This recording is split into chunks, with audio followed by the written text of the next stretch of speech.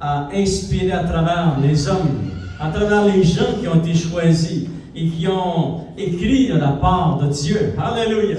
Aucune prophétie de la parole de Dieu n'a été écrite. Il n'est monté du cœur de l'homme. C'est le Saint-Esprit qui les a mis sur le cœur, enfants de Dieu. Et si vous avez votre Bible, s'il vous plaît, on va tourner dans l'Ancien Testament. Alléluia! Dans Exode, et regardons ce que Moïse va vivre, enfant de Dieu, dans Exode chapitre 33, gloire au Seigneur. Et comme vous savez, c'est une nouvelle série d'enseignements que j'ai commencé, alléluia, et qui a pour titre, enfant de Dieu, Christ en nous, l'espérance de la gloire. Alléluia. Et tous ceux qui ont le Seigneur dans leur cœur, vraiment, c'est une action naturelle de Dieu d'avoir accepté le Seigneur dans notre vie. Et on est reconnaissant, enfant de Dieu. On devient reconnaissant toute notre marche chrétienne lorsque nous réalisons vraiment que c'est un miracle extraordinaire. Et le Saint-Esprit est venu, il a apporté la présence de Jésus en nous. Ça, il y a juste lui qui peut faire ça. Essayez de passer à la maison tout seul, humainement, on ne peut pas faire ça, enfant de Dieu. Prenez des thérapies, vous ne pourrez pas faire ça. C'est un acte surnaturel de Dieu. Alléluia! Et nous avons vu, enfant de Dieu, dans Colossiens, gardez votre doigt dans Exode, parce que je veux juste qu'on puisse se placer juste dans le contexte de cette série d'enseignements. Colossiens chapitre 1, je vais vous lire ces quelques versets. Ça dit au verset 25, « C'est d'elle que j'ai été fait ministre, c'est-à-dire de la parole de Dieu, selon la charge que Dieu m'a donnée auprès de vous, afin que j'annonçasse pleinement la parole de Dieu. Le mystère caché de tout temps et de tout âge. Quel était ce mystère caché qui a été révélé? Il n'est plus caché aujourd'hui, amen, alléluia, mais il a été révélé au fond de Dieu. Quel était ce mystère caché, mais révélé maintenant à ses saints, à qui Dieu a voulu faire connaître? Quelle est la glorieuse richesse de ce mystère parmi les païens? Ça, les païens, lorsque ça dit païens, ce sont toutes les nations. Or, le peuple d'Israël n'est pas compris dans ce mot. Mais c'est nous, les enfants de Dieu. C'est toutes les autres nations. Amen. Alléluia. Moi, j'étais de ma nation, vous êtes de votre nation. Mais un jour, le Seigneur est venu. Il vous a visité. Alléluia. Maintenant, vous appelez plus les païens, vous appelez enfants de Dieu. Ouh, ça a changé. Amen. Alléluia. Quel était ce mystère? Écoutez bien, ça dit, enfant de Dieu, mais révélé maintenant à ses saints, à ses enfants, ce mystère, enfant de Dieu, c'est Christ en vous, l'espérance de la gloire. Oh, alléluia! Le Seigneur en nous, et c'est lui, enfant de Dieu, qui a mis vraiment cette espérance de la gloire. Un jour, nous allons être avec lui dans sa gloire, mais maintenant, c'est déjà commencé. Et lorsque le Seigneur vient ici dans notre cœur, il change ici à l'intérieur. Il y a quelque chose qui est changé en nous. Alléluia. Et ça, c'est par le doigt de Dieu que ça s'est fait, c'est l'enfant de Dieu. C'est un miracle extraordinaire. Et vous voulez, c'est très important pour vous, c'est important pour moi, de protéger ce que Dieu nous a donné. Tu ne veux pas que personne prenne ta couronne. Garde ce que Dieu t'a donné. Alléluia. Et tu vas avoir à lutter, et tu vas avoir à repousser les attaques, à annuler les plans de l'ennemi, et à rester maître de la place. Et ça, tu vas faire ça dans ta communion avec le Seigneur. Ouh, alléluia! Garde les trésors que Dieu t'a donnés, enfant de Dieu. S'il vous plaît, on va lire, enfant de Dieu, dans Exode chapitre 33, quelques versets. Il est dit, ce sont des versets très puissants. Alléluia! Et maintenant, nous allons regarder le témoignage que Moïse, enfant de Dieu, va vivre personnellement et comment il va dire à Dieu, mais toi, Seigneur, marche avec nous. Si tu ne marches pas avec nous, on n'ira pas à nulle part, Seigneur. Mais marche avec nous, Seigneur. Regardez, on va lire ensemble dans Exode chapitre 33, verset 12, il est dit, et Moïse dit à l'Éternel, voici, tu me dis, fais monter ce peuple, et tu ne me fais pas connaître qui tu enverras avec moi. Cependant, tu as dit, je te connais par ton nom, et tu as trouvé grâce à mes yeux. Maintenant, si j'ai trouvé grâce à tes yeux, Fais-moi connaître tes voies.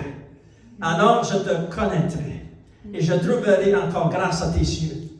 Considère que cette nation est ton peuple, Seigneur. Et l'Éternel répondit, je marcherai moi-même avec toi et je te donnerai du repos.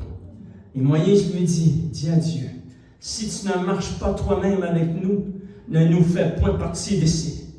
Et comment serait-il donc certain que j'ai trouvé grâce à tes yeux, moi et ton peuple?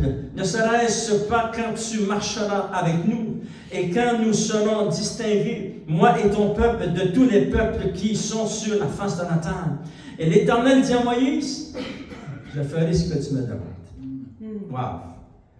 Car tu as trouvé grâce à mes yeux et je te connais par ton nom. Et Moïse dit, fais-moi voir ta gloire, Seigneur.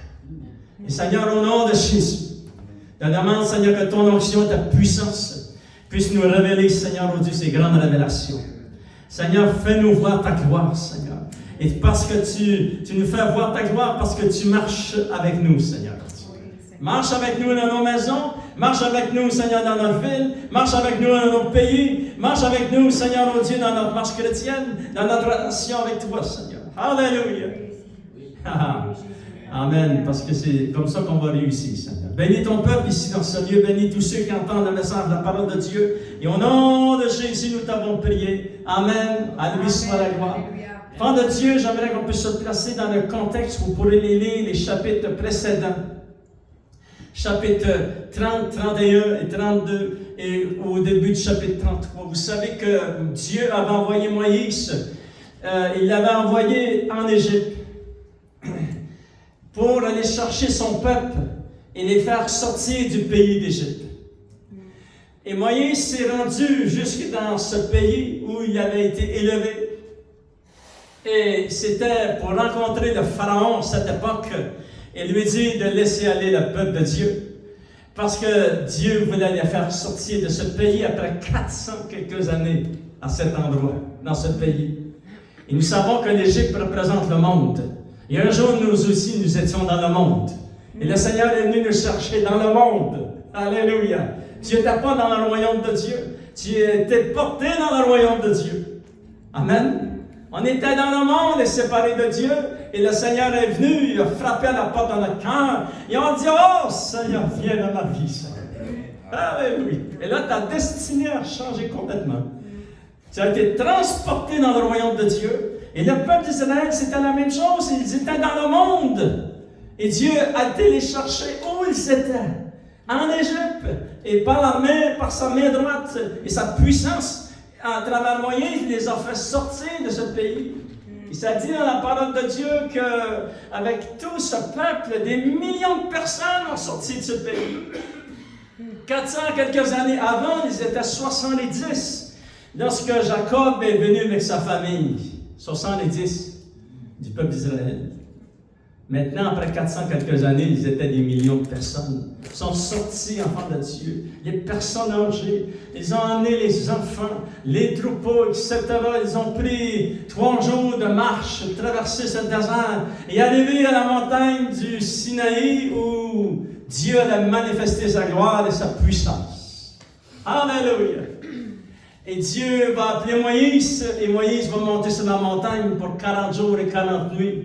Et lorsqu'il va descendre dans la montagne, il va avoir les 2 tables des 10 commandements décrits du doigt de Dieu. Alléluia. Et Moïse, par révélation, va dire, ces 10 commandements sont l'ouvrage de Dieu. Ils étaient le témoignage de Dieu. Et c'est la même chose lorsque vous lisez la parole de Dieu. Ce livre, c'est le témoignage de votre Dieu. C'est l'auteur de la parole de Dieu qui est écrit. Et c'est le Saint-Esprit qui l'a inspiré, enfant de Dieu. Lorsque vous ouvrez ce livre, c'est un livre extraordinaire. C'est la parole de Dieu. Alléluia. Et lorsque Moïse descend avec Josué, Josué aussi avait monté sur la montagne avec Moïse, enfant de Dieu. Et Josué dit à Moïse, t'entends, Moïse, les chants, les célébrations. Quelque chose est arrivé au peuple, ils se réjouissent. Et Moïse a dit non. Le peuple s'est fait un Dieu d'or. Et lorsqu'ils ont descendu, ils ont vu que le peuple s'était fait un veau d'or. Et là, dans l'Exode, ça s'appelle aussi un Dieu d'or. Imaginez-vous. Et en plus, il en a appelé du nom de Dieu. C'était vraiment une insulte épouvantable. Et Dieu était tellement fâché. Ça, vous pourrez lire ça. Juste les chapitres avant. Qu'est-ce qu'on a lu dans Exode chapitre 33? Moi, je vous explique cela pour vous placer dans le contexte de qu'est-ce que Moïse va réussir à faire. Il va s'humilier devant Dieu et Dieu va dire, je vais écouter ta prière. Wow. Parce que Dieu était c'était tellement fort que Dieu a dit, je vais tout les détruire. Et là, Moïse, il dit, Seigneur, tu ne peux pas faire cela. Les nations du monde ont dit, Dieu les a toutes détruites. Et finalement, Moïse va prier à part de Dieu. Et là, ils arrivent ici. Il entre dans sa chambre de prière, vous pourrez lire ça dans Exode chapitre 33, verset 7 jusqu'au verset 11, au verset 12, il est dans sa chambre de prière, il dit au Seigneur, il dit à Dieu lui-même, parce qu'il parlait à Dieu face à face, il est dit dans la parole de Dieu. Il dit, Moïse dit à l'Éternel, voici, tu me dis, fais monter ce peuple, et tu ne me fais pas connaître qui tu enverras avec moi. Parce que Dieu lui avait dit, je vais envoyer mon ange, moi je ne marcherai pas avec vous. Voyez-vous? Dit, Seigneur, marche toi-même avec nous, Seigneur. Si tu ne marches pas avec nous, on ne partira pas d'ici. Je vais rester ici. Je reste au bas de la montagne. Parce que la terre promise était devant eux. Mais Moïse dit, non, je ne rentre pas dans cette terre promise-là. Chacun ce qu'il y a dans la terre promise. Les géants sont là, et tout ce qui est là, c'est corrompu. Et puis ça prend Dieu dans la main de Dieu pour tout détruire ça. Et je n'avancerai pas ça. Et là, c'était la grande conversation. Seigneur, tu vas marcher toi-même avec nous, ou bien Seigneur, j'irai. Wow. Et là, ça dit, on parle de Dieu. Et Dieu, il va raisonner aussi, voyez. Il dit, verset 13, maintenant, si j'ai trouvé grâce dans tes yeux, fais-moi connaître tes voies, alors je te connaîtrai et je trouverai encore grâce à tes yeux. Et là, l'Éternel lui dit au verset 14, écoutez bien, et Dieu lui dit, je marcherai moi-même avec toi et je te donnerai du repos. Et Moïse lui dit, si tu ne marches pas toi-même avec nous, parce que vous vous souvenez que la grande discussion, c'était que Dieu voulait envoyer son ange. Non. Seigneur, c'est toi, personnellement. On veut que tu marches personnellement avec nous, Seigneur.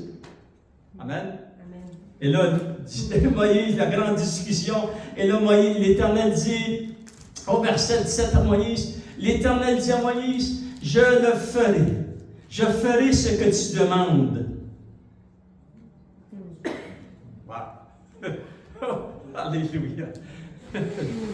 Vous savez qu'est-ce qu'il vient de faire, Moïse? Il vient de sauver un peuple. Il vient de sauver l'histoire. Il vient de sauver une nation. Il vient de demander à Dieu de marcher lui-même avec lui. Alléluia. Au milieu du peuple. Et là, enfant de Dieu, la conversation continue, écoutez bien. Et l'Éternel dit à Moïse, je ferai ce que tu me demandes, car tu as trouvé grâce à mes yeux, et je te connais par ton nom. Et Moïse dit, Seigneur, fais-moi voir ta gloire, Seigneur. Et cela, l'enfant de Dieu, doit décider de fond de notre cœur. Parce qu'un jour, nous allons voir sa gloire. Fais-moi voir ta gloire, Seigneur. Et vous savez, quand la première fois que Moïse a vu la gloire de Dieu, lorsqu'il va prendre les brebis de son beau-père, il va monter, il va traverser en front de Dieu, il va arriver jusqu'à la montagne de Dieu à Horeb. Mais lui, il ne connaissait pas Dieu. À ce temps-là, il avait 40 ans en front de Dieu. Pas 40 ans, excusez, il avait 80 ans. Parce que lorsqu'il a quitté l'Égypte, il avait 40 ans. Il s'est sauvé et il est arrivé dans ce pays, il s'est marié, il a eu des enfants, etc. Et à 80 ans, il est un berger, il prend des brebis, il va en bas de cette montagne qui s'appelle la montagne de Dieu, Horeb.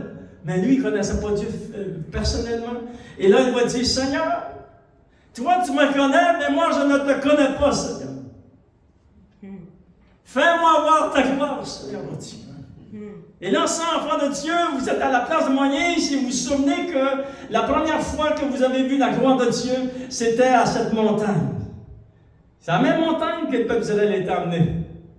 Amen. Et là, l'enfant de Dieu, on veut se placer dans le contexte, c'est pourquoi il dit, fais-moi voir ta gloire, Seigneur. Alléluia. Parce que, vous savez, lorsque tu as déjà goûté à la présence de Dieu, à un moment donné dans ta vie chrétienne, tu vas goûter à la présence de Dieu. Et tu veux toujours y goûter. Parce que c'est pour ça que tu as été créé. Ça dit dans la parole de Dieu, Dieu a créé les humains. Les êtres humains ont été créés pour servir à sa gloire. Et Moïse, il avait goûté, regardez votre doigt dans Exode chapitre 30, mais je vais vous lire dans Exode chapitre 3, enfant de Dieu. Alléluia. Verset 1, il est dit que Moïse se faisait paître de troupeau de Jéthro, son beau-père, sacrificateur de Madian. Et il mena le troupeau derrière le désert et vinrent à la montagne de Dieu à Horeb. Et là, il s'est passé un miracle, il dit, l'ange de l'Éternel lui est apparu dans une flamme de feu au milieu d'un buisson. Et Moïse regarda, et voici, le buisson était tout en feu, et le buisson ne se consumait point. Il dit, Seigneur, il y a quelque chose qui c'est pas normal. Même il pensait qu'il y avait une vision. Parce qu'il dit, Moïse dit, je veux me détourner pour voir quelle est cette grande vision, et pourquoi le buisson ne se consume point. Il ne pensait pas que c'était réel. Voir la puissance de Dieu comme cela. Il a dit au verset 4, ça dit, l'Éternel vit qu'il se détournait pour voir. Et Dieu l'appela du milieu du buisson et dit, Moïse, Moïse. Et Moïse, lorsqu'il a entendu cette voix, il s'est réveillé, il dit, non, c'est pas une vision, là. C'est réel, qu'est-ce que je vois là? Il dit, mais voici, Seigneur. Et là, Dieu va lui dire, Moïse. Et Dieu dit, n'approche pas d'ici. Ôte tes souliers de tes pieds, car le lieu sur lequel tu te tiens est une terre sainte. Il ajouta, je suis le Dieu de ton père, le Dieu d'Abraham, le Dieu d'Isaac et le Dieu de Jacob. Et Moïse se cacha le visage, car il craignait de regarder Dieu. Wow! Ah, quelle expérience! Alléluia! Et lorsqu'il crie à Dieu, enfant de Dieu, dans Exode chapitre 33, il dit, Seigneur, fais-moi voir ta gloire, Seigneur. Alléluia. Vous savez, la gloire de Dieu a été manifestée aujourd'hui, enfant de Dieu. Au temps de Moïse, les années se sont écoulées et un jour est venu quelqu'un et lui, il a manifesté la gloire de Dieu. Regardez dans Jean chapitre 1, on va lire quelques versets. Qui est celui qui a manifesté la gloire de Dieu physiquement et vraiment, réellement fort de Dieu? Son nom, vous le connaissez, son nom est Jésus. Amen. Mais on va le lire ensemble. C'est très important. Jean chapitre 1, verset 1 jusqu'au verset 4 et verset 14. Et regardez, enfants de Dieu, cette gloire de Dieu, c'est la présence réelle et tangible de Dieu. Dans l'Ancien Testament, on appelait ça la gloire Shekinah. La gloire Shekinah, c'est quoi? C'est la présence réelle et tangible de Dieu. Le peuple d'Israël, pendant 40 ans, c'est beaucoup, ça, enfant de Dieu. C'est pas 4 heures, c'est pas 4 jours, c'est pas 4 semaines, ni 4 mois, mais pendant 40 ans, la gloire de Dieu est au milieu du peuple. Et ça dit dans la parole de Dieu que de jour, il y avait une colonne de nuée au-dessus d'eux. Ils voyaient la colonne. Alléluia. Et de nuit, il y avait la colonne de feu, enfant de Dieu. Et tout le peuple, ces millions de personnes, savaient que c'était la gloire de Dieu qui était avec eux. Et pourquoi les ennemis alentour d'eux ne venaient pas les détruire? C'est parce qu'ils savaient. Ils avaient monté sur les montagnes, lorsque vous lisez dans l'Ancien Testament, ils avaient monté sur les montagnes, ils voyaient la gloire de Dieu, ils ont dit, Dieu est avec eux. On ne les touchera pas. Amen. Alléluia. Il y a vraiment une grande bénédiction lorsque Dieu marche avec nous. Et Dieu marche avec nous, enfants de Dieu. Et on veut toujours qu'il marche avec nous. Regardez ce que Jésus a fait. Comment tout a changé lorsque Jésus est venu. Dans Jean chapitre 1, verset 1, il dit, au commencement était la parole, et la parole était avec Dieu. Et la parole était Dieu. Ici, quand ça dit au commencement, ce n'est pas au commencement que lorsque les cieux et la terre ont été créés. Ce n'est pas le commencement lorsque les anges ont été créés. Ce n'est pas le commencement lorsque les hommes ont été créés. Non, c'est avant. Très avant. des siècles et des siècles, vraiment enfants de Dieu, d'éternité en éternité. La première éternité, au commencement, était la parole. La parole était avec Dieu. Et la parole était Dieu. Écoutez bien, ça dit, elle était au commencement avec Dieu. Toutes choses ont été faites par la parole de Dieu. Et rien de ce qui n'a été fait sans elle. En elle, dans cette parole, était la vie. Et dans la vie, il y avait la lumière du monde. Wouh! Alléluia! Moi, j'ai envie de crier enfant de ça. Oh, alléluia! Et là, écoutez bien, verset 14, enfant de Dieu, vous le savez par cœur, mais on va le relire, c'est très important.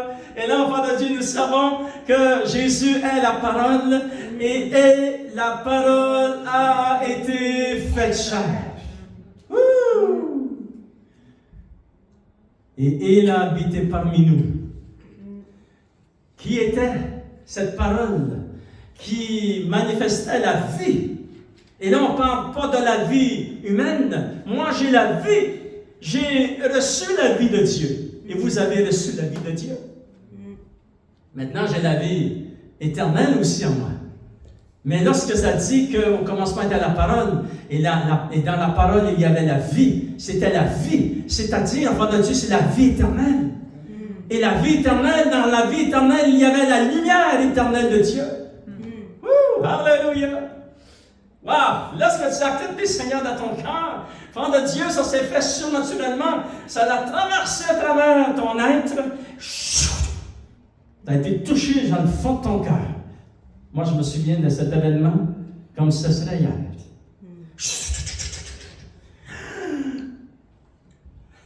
Ils ont dit, il est fou.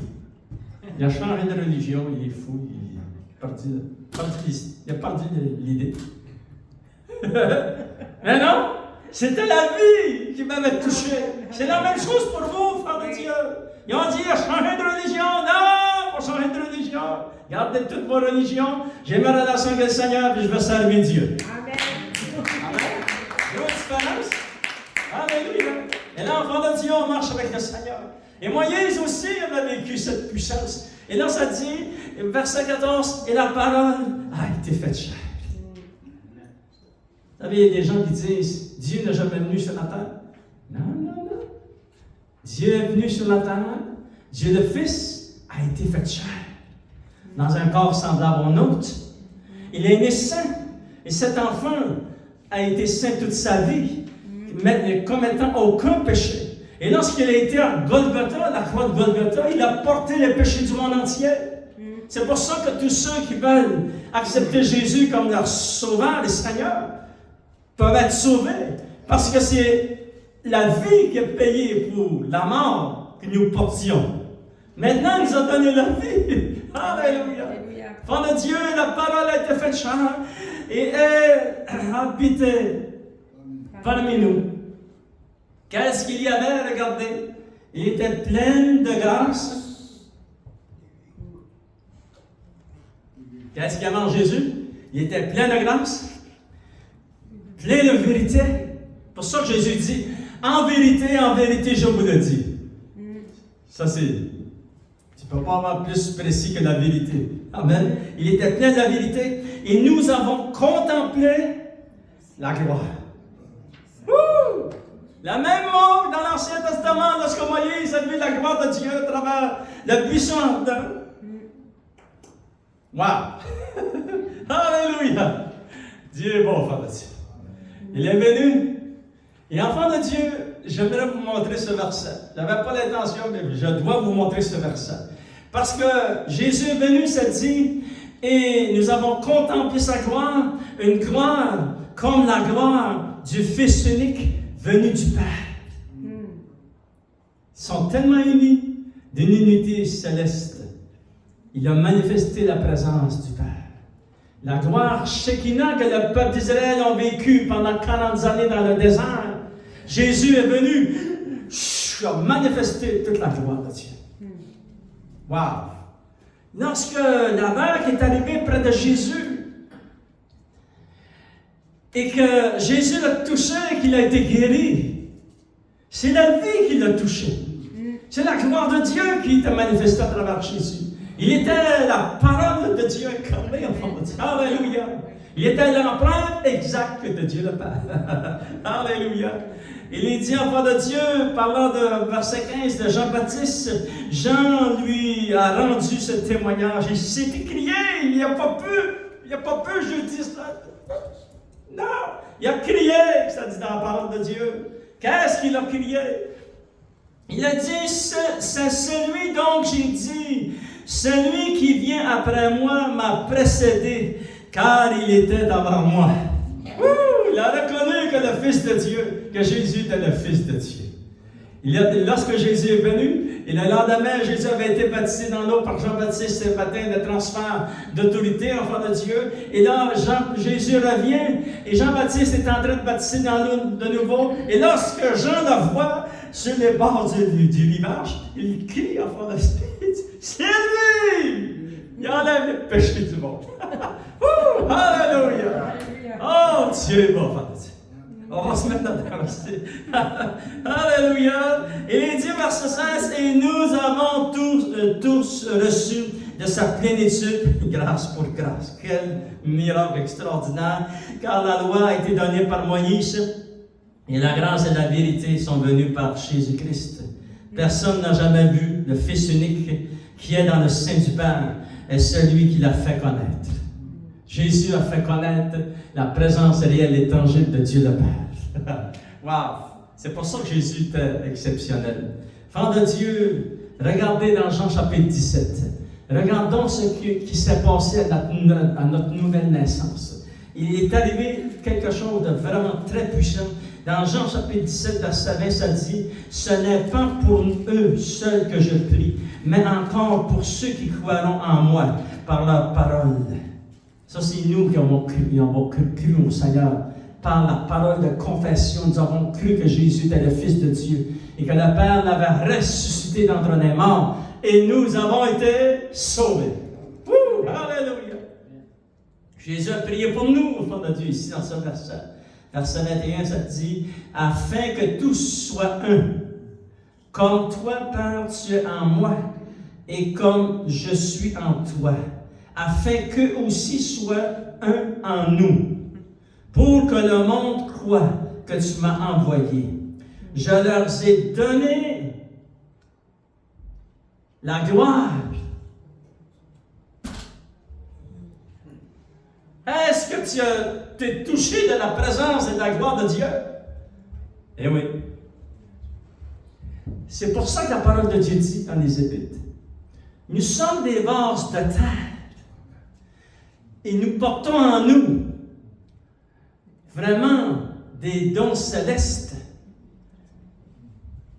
Protégez qu'est-ce que vous avez reçu de Dieu. Gardez-les, enfants de Dieu.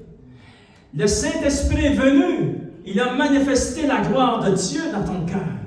Regardez dans Pierre, en terminant, enfant de Dieu, 1 Pierre, chapitre 4, verset 12. Il est dit ceci, Alléluia. Comment ça s'est transmis, cette gloire glorieuse, la présence de Dieu, que Moïse avait crié, Seigneur, fais-moi voir ta gloire, Seigneur. Alléluia. Et vraiment, Moïse aussi a goûté à cette présence glorieuse. Parce que la gloire de Dieu, c'est la présence réelle de Dieu. Alléluia.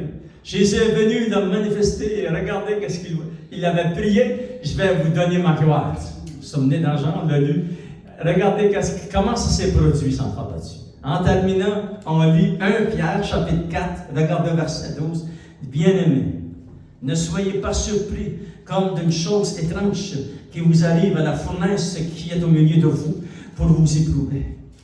Réjouissez-vous au contraire de la part que vous avez aux souffrances de Christ, afin que vous soyez aussi dans la joie et dans l'allégresse lorsque sa gloire paraîtra. Et nous savons que sa gloire paraîtra bientôt, très bientôt. Jésus revient, enfant de Dieu. Il est dit, si vous êtes outragés pour le nom de Christ, vous êtes heureux, parce que l'Esprit de gloire, écoutez bien, c'est qui habite en vous? C'est le Saint-Esprit.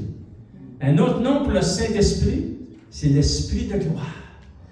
Parce que l'Esprit de gloire, l'Esprit de Dieu repose sur vous. Alléluia. C'est-à-dire que ça a toujours été le cri du cœur du Père de manifester sa présence pour son peuple. Il l'avait dit dans l'Ancien Testament, « J'habiterai au milieu de mon peuple, ils seront mon peuple et je marcherai au milieu d'eux. » Et Dieu gardait ses promesses. Et à travers Jésus, il a manifesté la présence. Et à Golgotha, il a payé le prix afin que moi et vous, nous ayons la présence de Dieu dans nos vies. Lèvons-nous s'ouvrir ensemble. Et j'aimerais qu'on puisse donner vraiment une grande bonne main d'applaudissement au Seigneur. Alléluia. Gloire au Seigneur. Alléluia. Et on va demander à Pierre, s'il vous plaît, de venir jouer du piano. Amen. Gloire au Seigneur. Alléluia. Et enfants de Dieu, j'aimerais qu'on puisse terminer en prière. On va prier pour les gens qui écoutent sur la chaîne YouTube, mais aussi, s'il y a des gens qui aimeraient recevoir de la prière, on va prendre un temps aussi pour prier pour vous. Mais tous ensemble, de nouveau, on va placer notre main ici sur notre cœur. Et parce que le Seigneur est venu habiter ici. Amen. Et c'est un miracle extraordinaire. C'est un grand miracle qu'on a vécu au fond de Dieu. Et on veut juste le remercier. Seigneur, oh Dieu, au nom de Jésus, je te demande, Seigneur, oh Dieu, que ta puissance se manifeste de gloire en gloire. Alléluia. Et merci, Seigneur, que tu nous avais appelés avant la fondation du monde. Et tu avais planifié toutes ces grandes bénédictions. Et que la présence du Saint-Esprit, la présence de Dieu repose sur nous, Seigneur. Je te demande, Seigneur, oh Dieu, cette présence, c'est quoi? C'est la vie manifestée. Alléluia. C'est la lumière de Dieu qui est en nous, Seigneur. Et Seigneur, oh Dieu, parce que tu marches au milieu de nous, et tu es bienvenu de marcher avec nous, Seigneur, et au milieu de nous, Seigneur.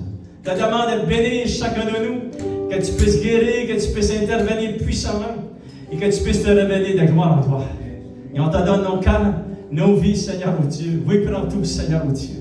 Et merci pour ton Église. Et je prie pour tous ceux qui écoutent sur la chaîne YouTube, que tu puisses bénir ton peuple dans les maisons, dans les foyers, où ils sont, dans leur voiture. Tu interviens et tu te révèles puissamment. Et que toute l'onction, la puissance de Dieu puisse te traverser, Seigneur, ces caméras, Seigneur. Allez les toucher ce qui sont maintenant. Et au nom de Jésus, nous t'avons prié. Et tout le peuple de Dieu dit Amen. Alléluia. Voyez-vous tous ceux qui aimeraient recevoir la prière? Venez, enfants.